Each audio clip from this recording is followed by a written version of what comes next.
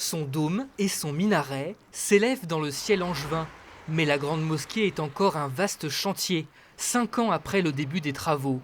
2,5 millions d'euros ont été collectés par les fidèles, mais il reste à réunir 4,5 millions d'euros. Une somme que le Maroc se propose de verser. En échange, il deviendrait propriétaire de l'édifice. L'association des musulmans d'Angers vient d'approuver cette cession et cherche depuis à rassurer. Le Maroc est un vrai ami de la France. Le Maroc a fait ses preuves dans d'autres financements, dans d'autres mosquées de la France.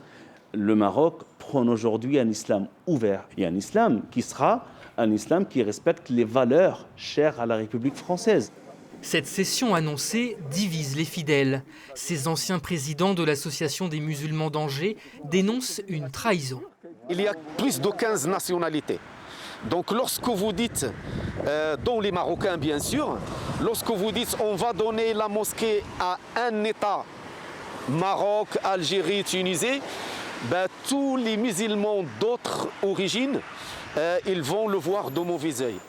Une décision également vue d'un mauvais œil à la mairie d'Angers.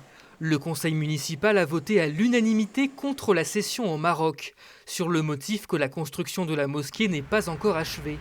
Le maire, Christophe Béchu, y voit aussi un risque d'ingérence étrangère. Céder ce terrain, ce n'est pas conserver une neutralité dont on a besoin sur notre territoire pour une pratique qui soit la plus apaisée d'un islam de France. L'association des musulmans d'Angers se dit choquée par ce vote et a sollicité un rendez-vous avec le maire pour trouver une solution à ce dossier brûlant.